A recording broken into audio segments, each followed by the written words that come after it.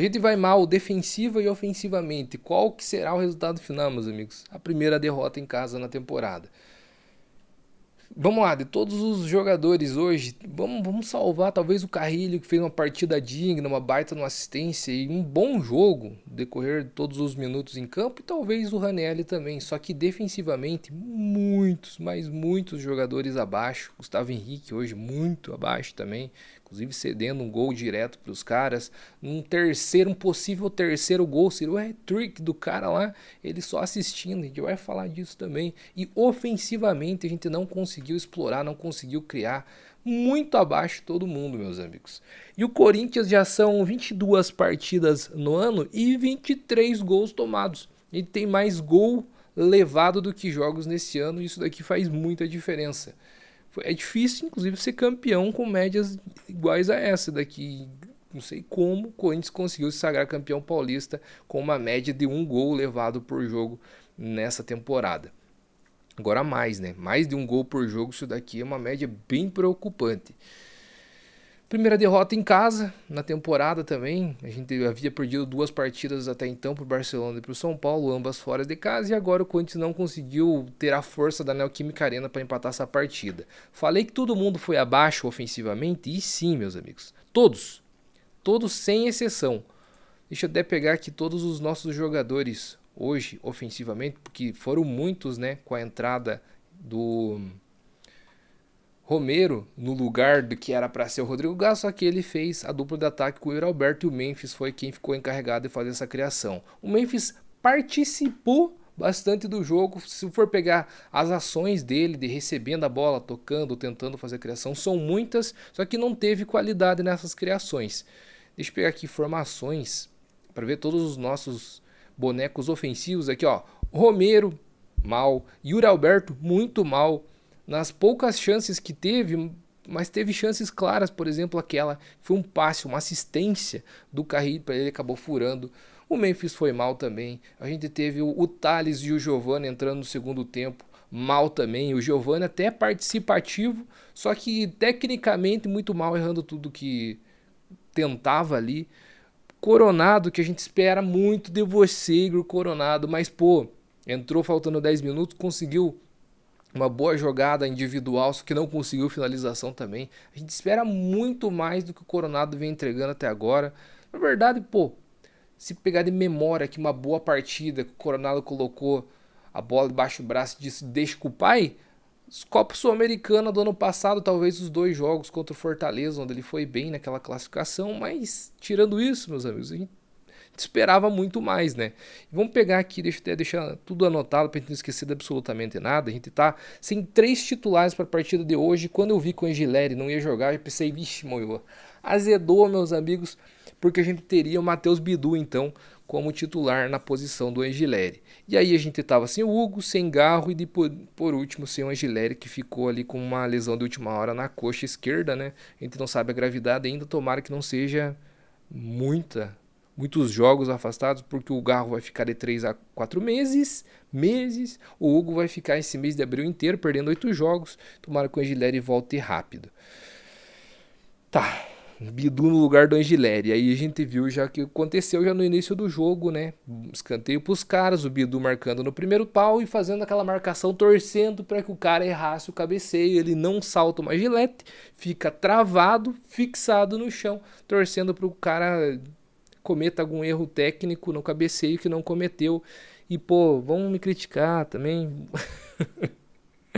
Ah, tô rindo de nervoso, dando uma coringada aqui, meus amigos. Mas chama gol, né, cara? Vocês sabem o que eu tô falando.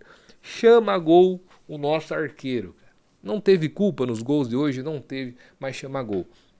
Se eu pegar as estatísticas do jogo de hoje aqui, deixa eu jogar aqui pra cima, estatísticas. Eles tiveram, se não me engano, 3 finalizações a gol. 2 gols. Beleza, 2 gols difíceis talvez de serem evitados, mas quando o cara tem a estrela, é um goleiro extra classe, comete alguns milagres, e alguns desses gols poderiam ter sido salvos nessa questão aqui. Corinthians com 71% de posse de bola contra 29% dos caras, mas faltou efetividade, não é mesmo?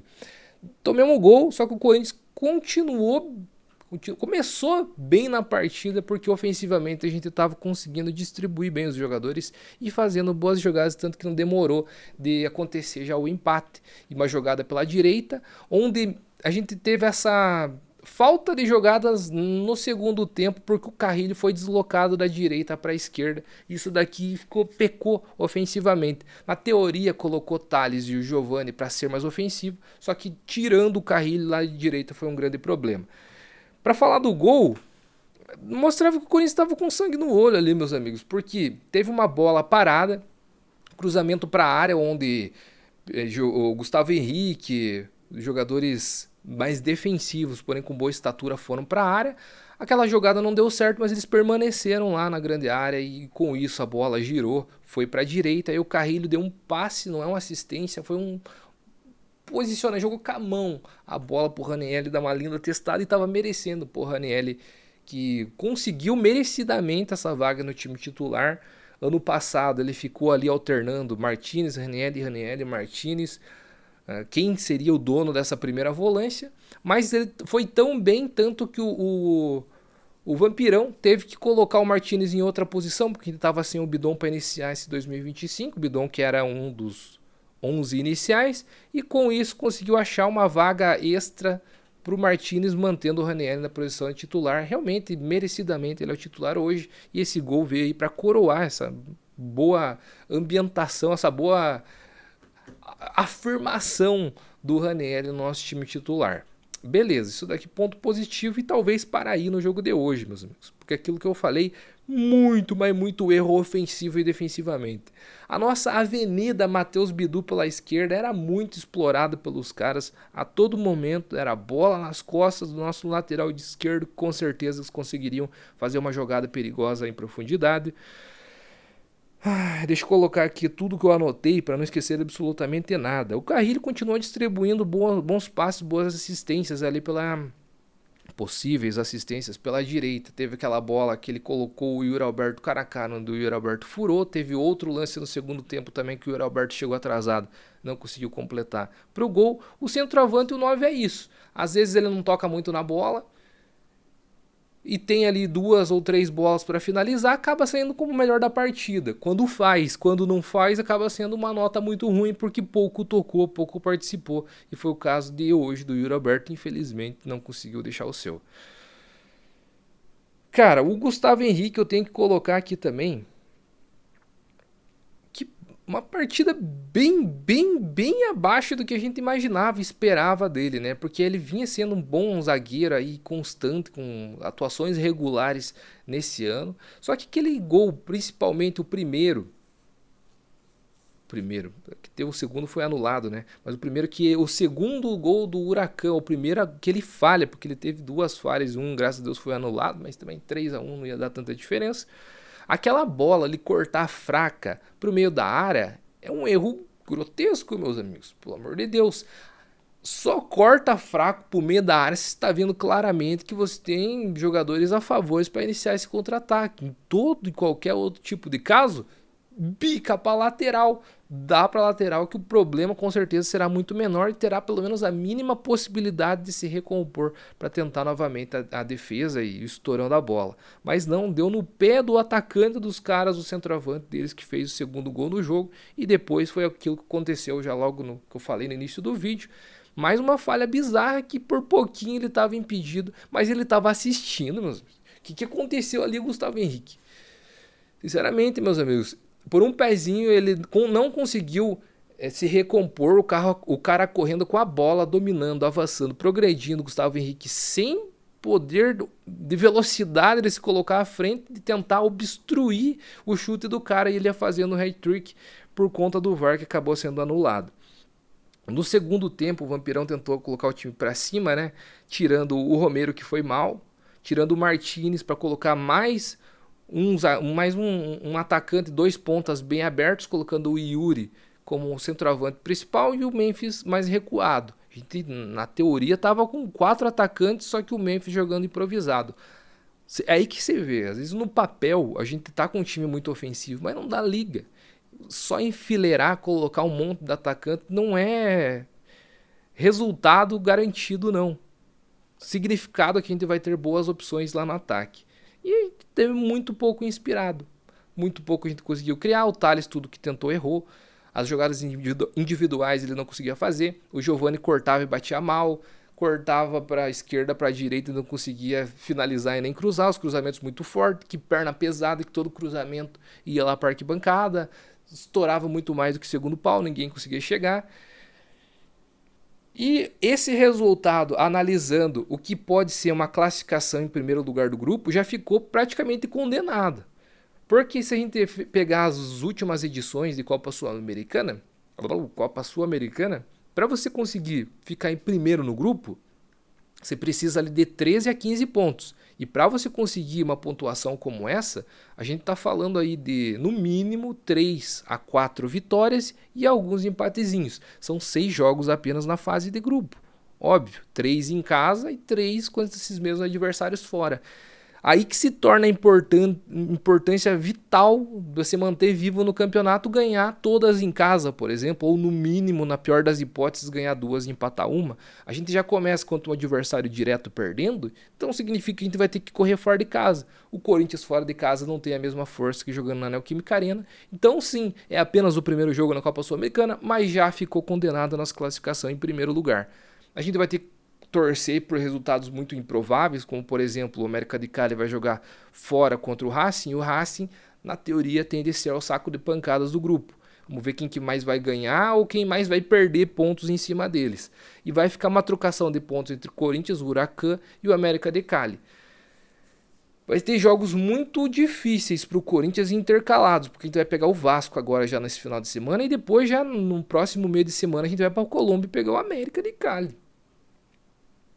E depois, a gente já vai pegar o clássico derby, Campeonato Brasileiro contra o Palmeiras novamente. E aí você me pergunta, Alisson, vale a pena focar agora, mandar todos os titulares para jogar o jogo contra o América de Cali, sendo que o Corinthians não é a mínima certeza de que consiga trazer um bom resultado de lá, jogando principalmente fora de casa? Eu já não sei se não vale a pena já começar a focar nesse início de Brasileirão e colocar a Copa Sul-Americana como um segundo objetivo por conta dessa estreia melancólica que foi hoje na Neoquímica Arena. A gente precisava assim desses 3 pontos e ter perdido para um adversário direto vai ser bem complicado agora, meus amigos. Segundo colocado, ainda não está fora da competição, não está fora, mas aí já vai para um playoff, uma disputa contra o terceiro colocado da fase de grupos eliminado na Copa Libertadores. Complicado, hein, meus amigos? Embaçou essa estreia aí com uma derrota para um segundo time mais forte desse grupo, tirando o Corinthians na tabela, porque, na minha opinião, ainda o América de Cali é mais difícil. Claro, futebol não é uma regra exata ali, não é uma matemática exata. A gente pode vencer o América de Cali, perder por Huracan e ganhar dos caras lá fora de casa também. Pode acontecer? Pode acontecer. Mas a verdade é que ficou difícil. É isso, meus amigos. E agora já tem que levantar a cabeça, já pensar novamente agora no final de semana, porque a gente vai pegar o Vasco em casa e a gente tem tudo para vencer sim. E a gente tem inclusive bons jogos em casa para conseguir 9 pontos. Aí já dá uma boa arrancada, um bom start no Campeonato Brasileiro. Tô falando de Vasco em casa, a gente vai pegar o Palmeiras fora, mas a gente vai pegar Sport e Fluminense em casa também. Vai me dizer que não dá para ganhar de Vasco, Fluminense, que começaram muito mal esse ano, e do Sport, que tá lá com vários refugos do Corinthians, inclusive. Aí com o Duqueiroz fazendo pênalti com 1 minuto de jogo. Saca? Dá pro Corinthians começar bem esse Campeonato Brasileiro também. A gente não pode ficar com essa ressaca aí do título, tem que acordar rápido porque o ano tá aí, muitos jogos importantes vindo na sequência. Ainda não dá para jogar a toalha na Copa Sul-Americana, mas a bem é verdade que já ficou bem difícil com essa estreia. Comenta aqui embaixo o que você achou. Que falou foi o Alisson, forte abraço, se inscreve no canal e vai Corinthians.